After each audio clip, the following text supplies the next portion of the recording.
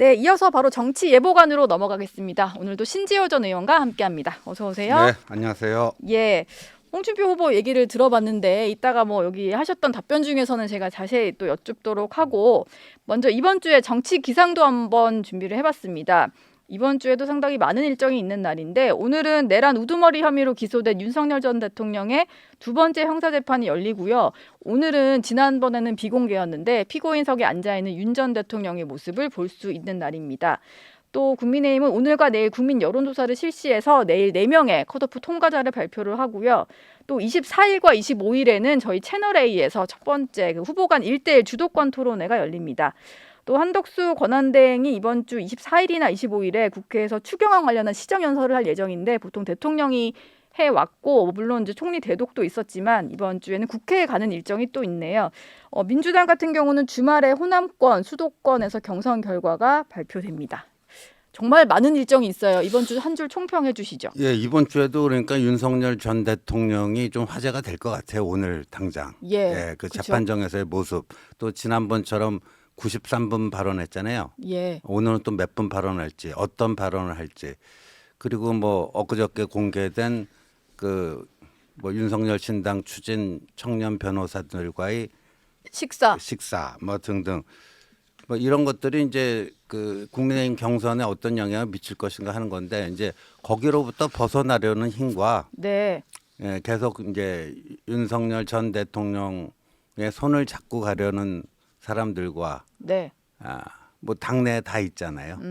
그래서 그 큰 흐름이 좀 잡히지 않을까 싶은데요, 이번 주가. 근데 조금 전에 홍준표 후보 얘기를 들어보면 네. 뭐 대통령실 쪽에서 신당 움직임 전혀 사실 아니다라는 연락을 받으신 것 같아요. 윤상현 전 의원도 내가 통화해봤더니 전혀 윤석열 전 대통령은 그런 신당에 대해서는 생각도 하고 있지 않고 국민의힘 중심으로 뭉쳐라라는 거잖아요.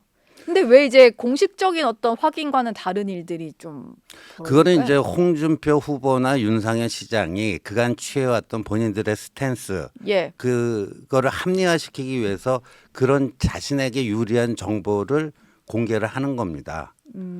동아일보 기사에도 분명히 나왔더라고요. 4월 4일 헌재에 선고가 있던 날 저녁에 네. 한남동 관저에서 변호인단과 식사를 했는데 예, 그 자리에서 네, 신당 창당 계획에 대해서 누군가가 쭉 설명을 했더니 젊은 변호인단이 그랬더니 윤 전 대통령이 참 중요한 거야. 해봐. 고 사인을 냈다는 거 아닙니까? 근데 뭐 사실 뭐 하라 마라 할 입장인지도 모르겠습니다만 굳이 뭐 절대 하지 마라고 할 게 아니면 그냥 한번 그런 구상이면 해보거라라고 할 수는 있잖아요. 본인이 뭐 참여한다는 것까지는 아니니까. 그런데 여하튼 예, 뭐 엊그저께 뭐 그 청년 변호사들과 식사를 하고 그걸 또 굳이 공개를 하라고 요청한 것 등등 봐서는 예, 그간에 이제 윤 전 대통령이 해온 스타일로 봐서는 그 무관하다 하는 거는 이제 그 본인들의 어떤 기존 스탠스를 합리화하기 위한 선택된 정보를 그냥 이게 얘기하는 거지. 예. 그럼 용산 대통령실에서 그거 신당 맞다라고 하겠습니까? 일단 뭐 경선 과정에서 아마 꾸준히 좀 등장할 것 같다. 뭐 이런 말씀이셨습니다. 어제 토론회에 대해서도 좀 뭐 지금 보니까 캠프에서 총괄 특보단장이세요? 네, 뭐 직함이 그런 걸 있으시더라고요. 맡았습니다. 예. 뭐 그럼 균형 있는 총평 부탁드리겠습니다. 네, 그러겠습니다. 너무 본인의 노력하겠습니다. 후보만 이제 예. 부각시키지 말고 어떻게 보셨어요 어제? 어제 이거는 제 워딩이 아니고 좀 그 최악의 경선 토론 아니었느냐. 최악의 예. 저는 오히려 그 무슨 밸런스 게임 예. 뭐 이런 질문이 당에서 준비한 것들이 조금 그것도 문제였고 예. 총체적으로 부실했다. 그러니까 네. 그 당의 기획도 그 밸런스 게임 여기에 대해서도 혹평이 난무하더라고요. 네. 그리고 아까 뭐 이제 홍준표 후보 같은 경우에는 뭐 이런 취지로 한동훈 후보에게 얘기한 건데 뭐 발끈했다 그러는데 그 한동훈 후보에 대한 인신 공격성 질문 있잖아요. 예. 그게 어제 토론회를 다 삼켜버렸어요. 아 키높이 구두, 뭐 그거 생머리 그렇죠. 이런 거요. 예, 그게 그 다른 뭐 그러니까 그게 아마 기사 생산량이 제일 많을 겁니다. 그렇죠. 예. 그럴 수밖에 없죠. 그 네. 인신공격성 그 질문 하나가 어제 토론회를 말아먹었어요. 예. 한 줄 총평이 그것이군요. 뭐 그 외에도 일단 계엄과 뭐 탄핵을 가지고 일단 후보들 간의 어떤 공방은 벌어지긴 했는데 사실 이게 내가 왜 국민의힘의 대선 후보가 되어야 하느냐 네. 미래 비전을 보여주는 토론회여야 하잖아요. 그렇죠. 근데 자꾸 과거 얘기를 하시는 것 같기는 하더라고요. 근데 계엄에 대해서는 이 조기 대선이 계엄 비상계엄이 그 위헌 위법한 거였고 그래서 현직 대통령이 파면돼서 치루어지는 조기 대선이기 때문에 네. 계엄과 탄핵에 대한 입장은 분명히 정리를 해야 되는데 예. 4월 4일 헌재의 그 선고가 있고 나서 저희 당 지도부가 분명하게 얘기를 했거든요. 네. 헌재의 결과에 대해서 네. 존중하고 승복한다. 네. 했죠. 그리고 국민들께 사과드린다.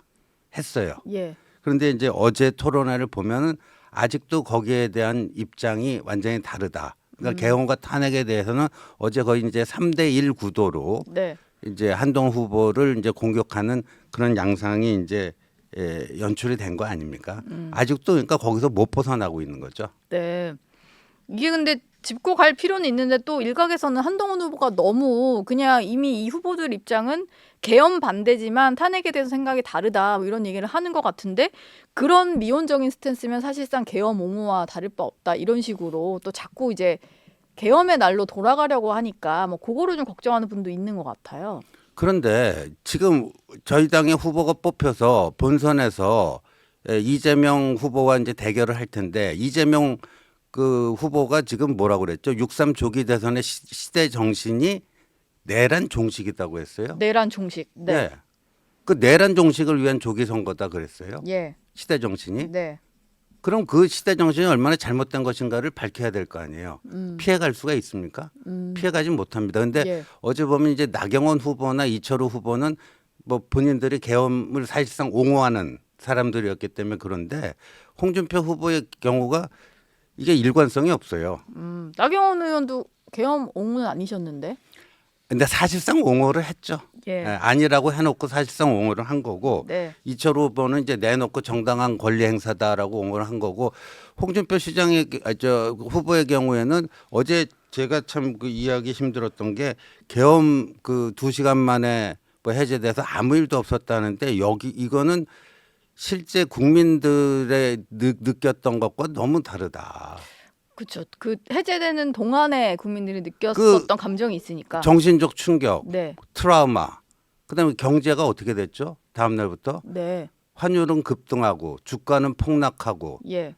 예. 그다음에 이제 소비가 냉각했잖아요. 뭐 이런 등등. 네. 그다음에 한국의 민주주의가 무슨 저기 뭐 제3세계 수준으로 나락으로 떨어졌다라고 하는 전 세계로부터의 혹평. 네. 이게 아무 일도 없었던 겁니까? 뭐 후폭풍은 워낙 세게 남았으니까 뭐 그 얘기는 이제 토론회에서도 계속 진행이 될 거니까 앞으로 좀 어떤 얘기를 하실지 보기로 하고요. 이번 주에 한 줄 총평 얘기하시면서 잠깐 네. 나왔던 얘기긴 한데 저희가 뭐 사진도 준비를 해서 다시 한번 좀 얘기를 해볼게요. 윤 전 대통령이 사저로 돌아간 이후에 뭐 신당 해프닝도 있었고 그리고 그걸 추진했다고 하는 젊은 변호인단과 식사한 사진이 공개가 됐는데요. 공개적으로 면담했다라고 볼 수도 있는 거잖아요. 뭐 사후에 공개이긴 합니다만 그게 베이철 김계리 변호사라는 점은 좀 어떻게 보시나요? 지금 대체 어떤 생각으로 저런 사진을 좀 공개했으면 한 걸까요? 그러니까 그 공개된 게 누구의 의도인가요? 윤 전 대통령의 의도 아니에요. 예, 그분들이 그렇게 밝히잖아요. 그렇게 밝혔어요. 윤 전 대통령의 요청으로 이런 사진도 올리고 네, 뭐 비캄 앤 스트롱이라고 하는 예. 그것도 윤 전 대통령의 노인과 요청으로 바다에 나온 거. 올리고 네. 뭐 그런 거 아닙니까? 그런데 이게 뭐 윤 전 대통령과는 무관하다. 뭐 이건 좀 아니죠. 근데 뭐 고생했다 식사 정도 할 수는 있을 것 같기도 하고 지금 어쨌든 형사 재판도 진행 중이니까. 고생해서 뭐 하면 그냥 조용히 밥 잡수시면 되는 거지. 굳이 그 사진을 공개하고 뭐 하라는 것은 정치적인 의도가 당연히 있는 거겠죠. 있는 거고. 그런데 어쨌든 이제 나경원 후보하고 지금 김문수 후보가 뭐 체제 전쟁 이런 얘기를 하잖아요. 예. 저는 그런 진단에 동의하지 않지만 100번 양보해서 이 반국가 세력 이재명 민주당 야당을 아예 반국가 세력이라고 낙인을 찍고 그 반국가 세력을 척결하기 위한 체제 전쟁에서 승리해야 된다. 네. 근데 윤 전 대통령은 어떻게 됐죠? 참패를 했잖아요. 참패했죠. 참패. 예. 그것도 사법 리스크로 인해서 거의 정치적 명줄이 다해가는 이재명. 조금만 인내심을 갖고 참으면 모든 게 순리대로 해결이 될 텐데 느닷없는 비상계엄을 통해서 네. 다 죽어가던 이재명을 화려하게 부활시켜 놓고 지금 조기 대선 당선 구분 응선까지 밀어올린 그러니까 이재명의 최대의 조력자가 누군가. 이거 우리가 괴롭지만 고통스럽지만 인정해야 된다고 보거든요. 네. 그러니까 윤석열식 화법으로 보더라도 그 체제 전쟁에서 참패를 했어요.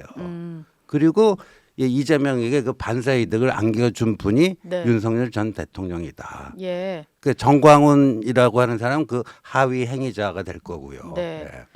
뭐 신당은 해프닝으로 좀 끝나긴 했습니다만 주말에 이런 사진도 올라오는 거 보면 앞으로의 어떤 대선 선거 운동 과정에서도 좀 윤 전 대통령이 곳곳에 계속 등장할 것 같다 이런 전망을 하시나요? 등장하는데 이제 급속도로 영향력을 상실해가는 과정이라고 봅니다. 네, 영향력은 크지 않을 것이고. 예, 왜냐하면 지금 당내에서 친윤 의원들조차도 이제 윤 대통령과의 본격적인 거리두기에 나서고 있기 때문에 아 그래요? 그 영향력은 급속도로 이제 네. 낮아질 거라고 봅니다. 이게 사실 본선에는 크게 좀 도움이 안 되는 행보다 보니까 한독수 권한대행 얘기를 제가 홍준표 후보께도 여쭸는데 한번 좀 여쭤볼게요. 제가 봤을 때는 결정하지 않았다라고 하면서 노코멘트를 유지하는 것 자체도 실제 결정은 안 하겠지만 확률로 따지자면 한 51% 가까이는 온 거 아닌가 이런 생각이 좀 들어요. 약간 출마를 할 수도 있는 쪽으로 좀 가고 있는 거 아닌가?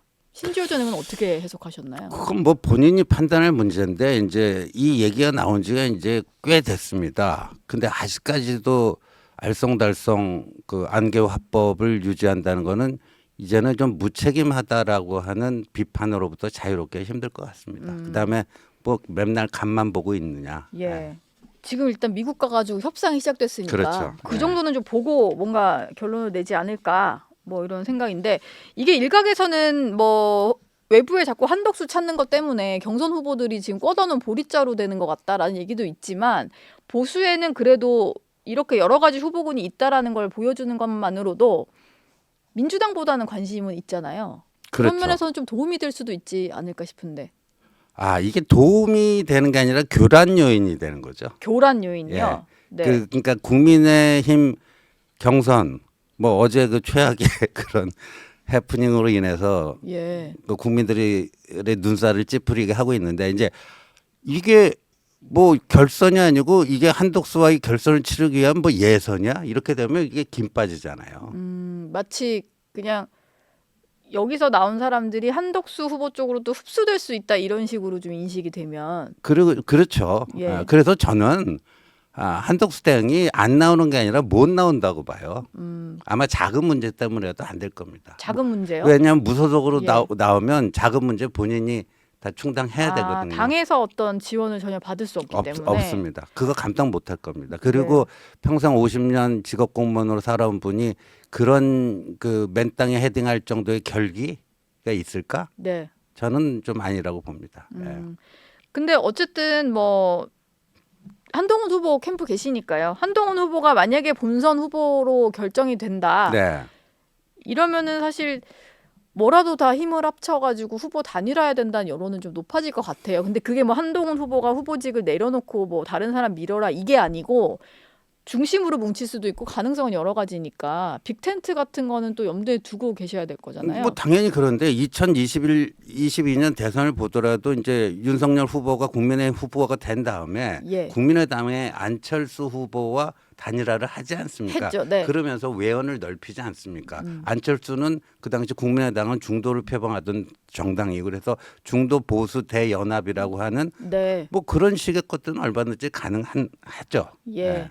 그때보다 지금이 조금 더 그게 많이 필요한 대선이다. 이렇게 보시나요? 이게 정치 지형이 예. 그 후보 일단은 지금 그 얘기는 그 국민의힘 후보가 선출된 다음에 해야 될 일이에요. 그러니까 일단- 모든 일에 예. 이 순서가 순서가 있습니다. 지금 국민의힘 경선도 참 여러 가지 그 안 좋은 요인 때문에 이렇게 그렇게 경선 흥행 요번 주 그러니까 수목인가요? 채널 A 목금입니다. 목금 그게 굉장히 중요할 것 같아요. 네, 채널 A에서 거기서 하는- 어제 같은 모습을 보인다면은 예. 저 당은 정말 구제불능이네. 뭐 이런 얘기가 나올 거고요. 거기는 뭐 1대1 토론이긴 하니까 예, 그러니까 조금 제대로 더 된 미래 비전과 정책에 대해서 아주 송곳 질문도 던지고 뭐 하는 정말 흥미진진한 그런 것들을 만들어내야 돼요. 예. 그런데 지금 집중해도 될똥말똥한 판에 예. 24, 25일 채널 A 토론회가 상당히 중요한 국면이군요.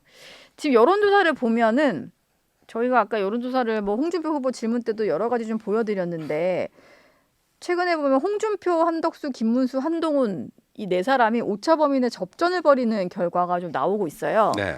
홍 후보는 이게 뭐 3강 뭐 4강 이런 게 아니라 예. 스몰포다 뭐 이런 얘기를 하셨는데 어쨌든 이제 막상 경선 국면으로 올라오다 보니까 어느 한 후보로 막 쏠리기보다는 전반적으로 올라오면서 조금 오차범위 내로 들어온 것 같아요. 지금 뭐 3강 구도가 됐다. 뭐 어제 KSY도 그렇고 뭐 그 지금 뭐 모든 언론에서 그렇게들 쓰고 있는데 네, 이제 요번 주부터 거기서 이제 뭐가 좀 분화가 또 시작이 되겠죠.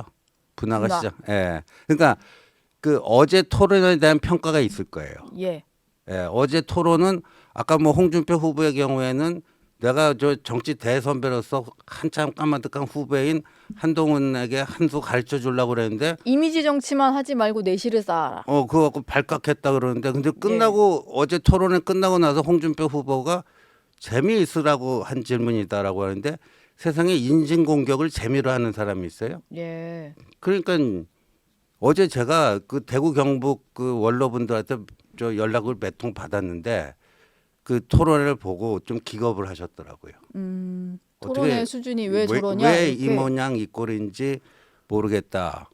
그래서 좀 미안한 얘기인데 홍준표 후보는요. 예, 다시 한번 얘기하면 경상도 상남자인 줄 알았는데 네. 어제 본인이 하남자라는 거를 세상에 재미로 인신공격하는 사람이 있습니까? 알겠습니다. 뭐 각 후보마다 좀 생각은 다르신 것 같은데 여튼 시청자들이 보기에도 네. 좀 생산적인 어떤 질문과 답은 아니었다. 뭐 이런 그러니까 생각이 좀- 이번 주 목금에 우리 채널에서 잘 좀 네. 그 기획을 해갖고 잘 이끌어 주십시오. 예. 잘 준비한 제가 한번 감시를 잘 해보도록 하겠습니다. 민주당 얘기를 네. 저희가 대선 경선 국면에서 너무 안 하는 것 같아서 짧게 좀 해볼게요.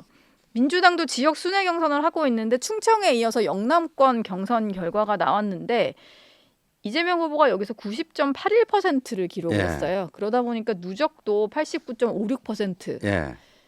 지금 뭐 어대명 이 문제가 아니고 민주당 내 경선이 9대명 90%대 득표율을 기록한 최초의 후보가 나올 수 있다 이런 얘기까지 있거든요. 네. 이게 뭐 어떤 사람들 입장에서는 정말 압도적이다라고 할 수 있겠지만 네. 일각에서 저당 지지층이 아닌 사람이 보기에는 저거 저래도 되나 싶은 생각도 약간 있어요. 그러니까 아마 한국 정당사의 신기록을 쓰지 않겠느냐. 네, 예, 주요 정당 대선 후보 선출에서 90%대의 득표율로 후보로 선출됐다. 네, 예, 신기록이 되겠죠. 앞에 구자가 걸리면. 신기록. 예, 근데 그게 그러면 그 영광스러운 신기록이겠는가? 네, 무슨 저 중국의 시진핑, 뭐 러시아의 푸틴 수준의 네. 그런 지지율 아닙니까? 그게. 예. 근데 또 한번 생각해 보면 좀 압도적으로 대통령을 만들고 당내에서 좀 뒷받침을 잘 하면 일처리는 좀 빠르게 진행이 될 것 같은데 발목 잡는 사람은 일단 없어지는 거니까요. 근데 자유민주주의라는 게 뭡니까? 저는 이제 이재명의 민주당이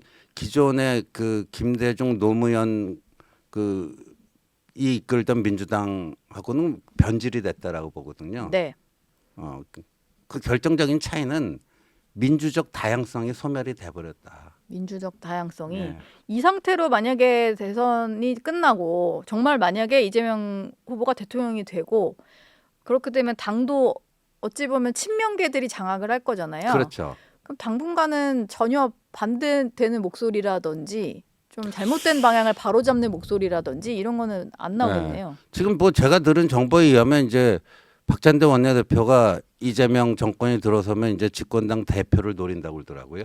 근데 그것도 이제 예. 만약에 이재명 경쟁자가 많을 것 같은데. 예. 근데 이재명 후보가 만약에 대통령이 되면 그 당 대선 대표는 그냥 낙점하는 거 아니에요, 사실상? 예, 그 겉으로는 뭐 이제 경선이라고 하는 전당대회도 하고 예, 하겠지만 그러니까 문의를 하겠지만 사실상 예. 이재명이 낙점하는 사람이 되지 않겠습니까? 예. 그 지금 누적 득표율을 보면요. 뭐 이재명 대표가 그렇고 김동연 경기지사가 5.27%, 김경수 전 지사가 5.17%입니다.